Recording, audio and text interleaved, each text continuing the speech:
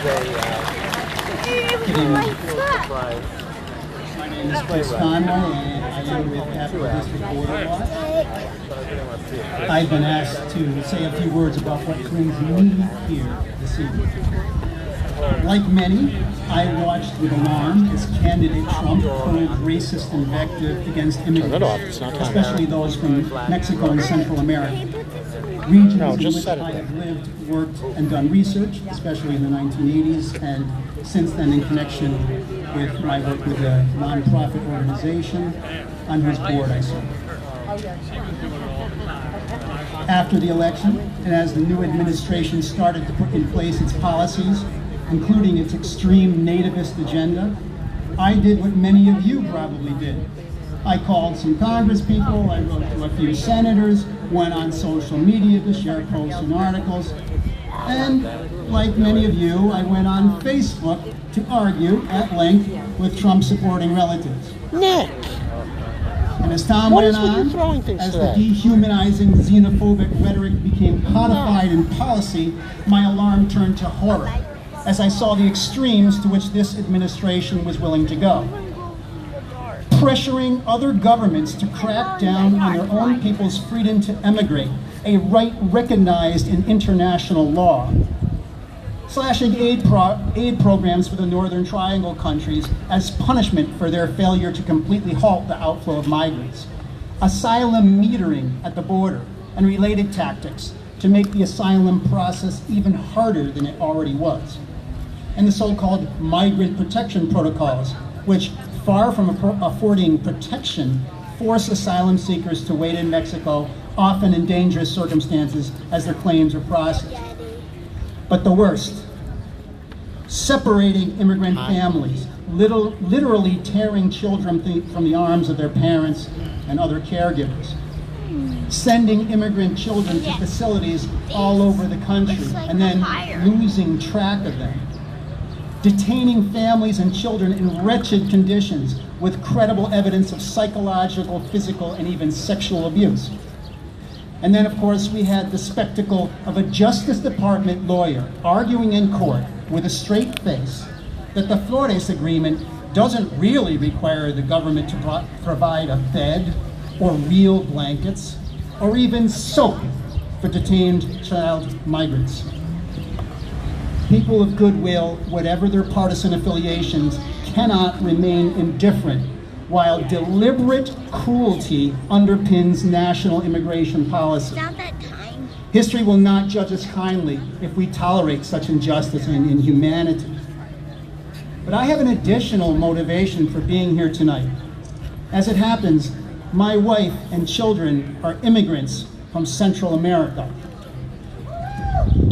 When she was a teenager, my wife was herself an internally displaced person, a refugee, for a brief time during the war in her country. Briefly, but in circumstances that included literally having to run for her life while under fire and trying to save family members. She is now a citizen, but she knows that when Trump and his minions disparage the brown and black people in the shithole countries, they're also talking about her. And my children know that they are not fundamentally different from today's unauthorized migrants, and that if not for the fact that I happen to have born a U.S. citizen, they could have been among those making this difficult journey right now, without documents and without prospects, with little bit of hope for a better life for themselves and their families. Let us remember that for most of these folks, hope is all they really have as they flee violence and poverty in their home countries. And let us also be clear about two other things.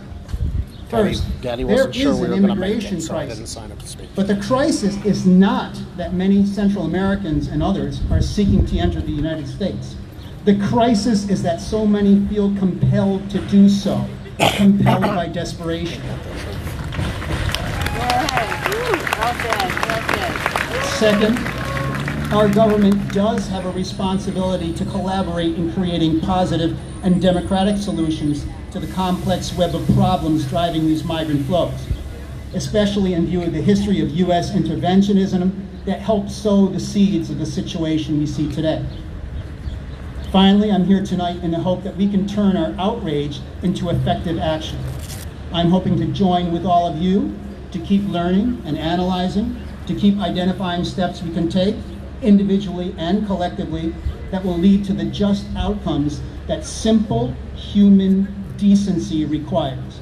Thank you.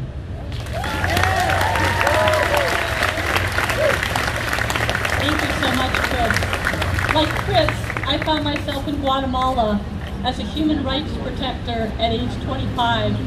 I was working for Peace Brigades International, escorting members of Grupo de Apoyo Mutuo, an organization of families of the disappeared. Okay, I just In the want to previous put my hand 6 back. years, 100,000 Guatemalans had been disappeared by death squads in one of the darkest hours of human history. Today's refugees are the grandchildren of these families. The violence of the death squad has become the violence of gangs and of extreme poverty. It was a U.S.-supported coup in 1954 that overthrew a civilian government that propagated this legacy. We were responsible then, and we are responsible now.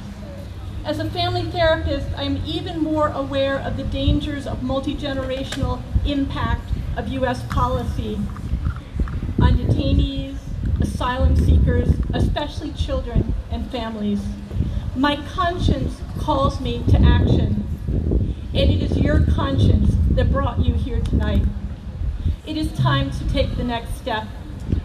In February of this year, I joined with others to start Capital District Border Watch to continue the work of Families Belong Together and to bring this issue front and center stage in the Capital Region.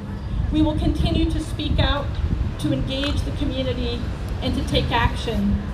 Please sign our email list. There's a clipboard circulating in the crowd. We have a table over there. Central Americans seeking safety need our action. Nick, there's no place Our to go. country needs